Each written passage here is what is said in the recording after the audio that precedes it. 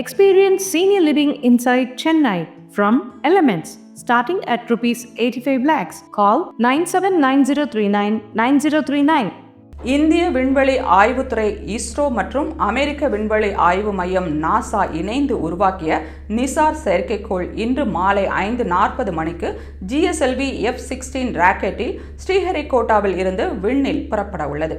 12,000 கோடி ரூபாய் மதிப்பீட்டில் உருவாக்கப்பட்ட இந்த செயற்கைக்கோள் பூமியின் மேற்பரப்பு மாற்றங்கள் துல்லியமாக கண்காணிப்பதற்காக வடிவமைக்கப்பட்டுள்ளது. இதன் எடை 2392 கிலோ. பூமியை 743 கிலோமீட்டர் உயரத்தில் சூரிய ஒத்திசைவு சுற்றுப்பாதையில் சுற்றும் வகையில் நிலைநிறுத்தப்பட உள்ளது. இதன் ஆயுட்காலம் 5 ஆண்டுகள் என தெரிவிக்கப்பட்டுள்ளது. நிசாரின் மூலம் பூமியில் நிகழும் மிகச்சிறிய நிலை மாற்றங்கள், பருவநிலை மாற்றங்கள், இயற்கை பேரழிவுகள் தொடர்பான தகவல்களை மிக தெளிவாக பதிவு செய்ய முடியும். இது முழு பூமியையும் 12 நாட்களுக்கு ஒருமுறை சுற்றி இரவும் பகலும் கண்காணித்து தரவுகளை வழங்கும் திறன் கொண்டது. இந்த செயற்கைக்கோளில் L பேண்ட் மற்றும் S பேண்ட் வகை சிந்தட்டிக் அப்பேச்சர் ரீடர் தொழில்நுட்பம் பயன்படுத்தப்பட்டுள்ளது. இதன் மூலம் அதிக தீர்மானத்துடன் புவியின் நிலை மாற்றங்களை கண்காணிக்க முடியும்.